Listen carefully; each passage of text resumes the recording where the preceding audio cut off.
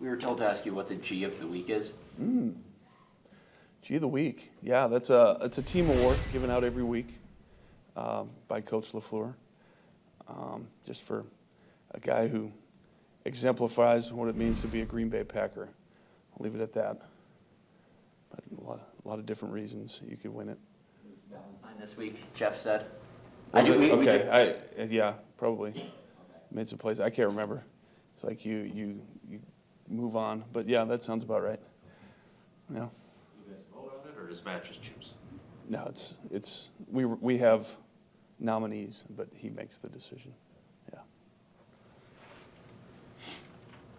Yeah. Matt was saying that Luke could potentially play on Monday. What have you thought? It seems like this is his first day taking team reps. Yep. Yeah, we got him out there in team, and he looked good. He was running around. Kind of the big thing is just to see how he can do blocking and change of direction and things like that. But his linear speed looked good. He made some plays down the field running. So, yeah, we'll see. It's just a day-to-day thing, and, we'll see if we can get him out there on Monday. You won't have there's no shortage of guys who can play on this offense, but what would it do for this group to get him back out there? Yeah, it's just another vertical threat. Obviously another vertical threat at a different position that I think can really stretch the field.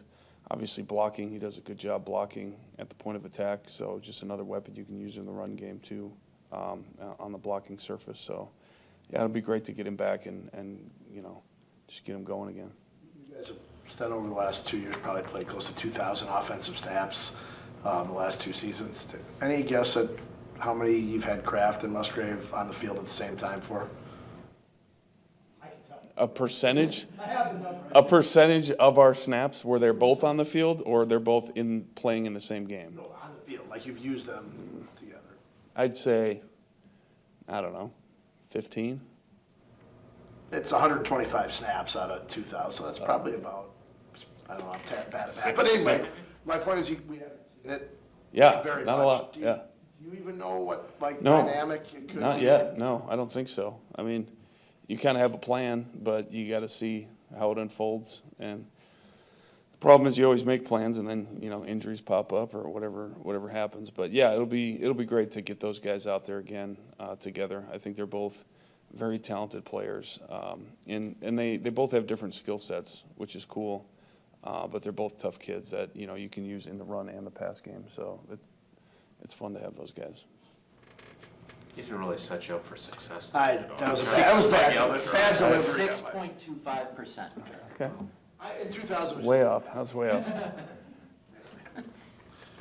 What did you see from the Saints last week? I mean, they had 8 sacks against the Washington. Yeah. And I know some of it's Daniels running around, but what did you see from them? I mean, their D-line's good. They have Granderson. They got Cam Jordan. They got Saunders in the middle. Like they do a really good job, and they're physical and big.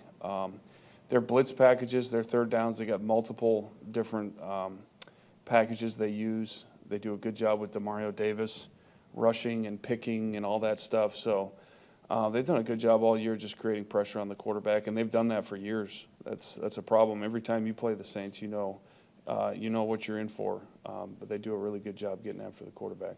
Is it similar to before Dennis Allen? Yeah, they still employ some of the same deals, the same packages and their dime personnel where they bring the 2 linebackers up, rush 3, but then they do, the blitzing with them, with the DBs and the linebackers. So, yeah, it's a lot of the same stuff, and they're very effective with it.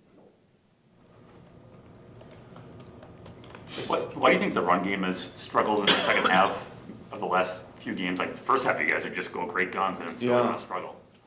Yeah, I mean, there's a few factors. I think last game, it was just a matter of kind of getting drives going. But yeah, that's something we got to make sure when we go out there, we are still locked in. We don't have those negative plays, and we're doing a great job communicating. There's a few busts. But yeah, that's a focus thing. We just got to make sure we're focused for 4 quarters, for sure. Hey, Steno, after the game on Sunday night, Matt was talking about having Romeo back, and in his answer he talked about how hard it is to get all the guys the amount of touches you'd like. you guys always say it's a good problem to have. We've talked about it for the last 2 years, right? I get it. But when I asked him earlier if it was a stress for him, he basically said I was an idiot, which is fine. But like, is that I understand this is not like middle school basketball. Like, you're not trying to get everybody the same amount of playing time. But it would seem to me that when you get everybody involved, it also leads to success on the field. So I'm just wondering, after all this time now of having this much talent, how that process is during the week and how you think you guys handle it. Usually, like, you start a game and you're like, all right, here are the opening plays we want. And you want to make sure, you know, Christian's the number one read on X amount of plays. Jaden's the number one read. Josh is getting his touches. You know what I mean? You kind of go through it and you're like, all right. But as you know, like, the number one read doesn't always get the ball every time. And then in the second half, you can kind of like, for an example, Romeo, when we played the Texans, like, just got hot. You know, we were throwing up slants and he was doing a great job. So then as the game progresses, you can be like, all right, this is working, this guy's on fire, whatever it is. Let's throw a bomb to Christian, he's making crazy plays, you know. So that's just kind of how the game unfolds. You can kind of dictate it as you go along. I don't know if that answered your question, but It's probably just a bad question, but I'm just trying to understand, because like, yeah, the Rome thing earlier in the year, there was a time when we were asking Christian why he wasn't getting. and a lot of it has to do with matchups too. Like there's an elite corner over here, and you know, like you don't. That's a bad matchup. Let's go somewhere else with the ball. Like stuff like that. You know, whatever the coverage is. There's a lot of different things that play into it, which is nice because you don't have to force it to one guy. You can say, all right, that's not good. Let's go over here. Or whatever, you know. So it's a good problem to have, like you said, but as the game kind of unfolds, you can kind of try and dictate the hot hand, if you will. Last thing, so is it, when it comes to communicating with the guys, is that unspoken? They all know that you're trying, or do you have to sometimes say things to say, look, it's not you, it's us. We're trying. No, the good thing is, like, the guys, they're for the most part, like, they get it. They're just teammate, like they're just team guys where you don't really have to explain it because they're not like that. You know, their egos are out of it and they just want to win, and they understand. They're not dumb, so it's a good problem to have in that sense too, where we just have a lot of selfless guys. Yes, sir. What do you think of what you've gotten out of Watson lately? I didn't want to keep. It's been awesome. You know, his explosive plays have just really propelled this offense. You know, and it's been kind of weird because you're like, some of these games you're like, wow, we had this many yards and we only had 45 plays or 50, you know, whatever it is. But then you look at it and you're like, wow, Christian had, you know, 3 plays over 40 yards or whatever it is. So.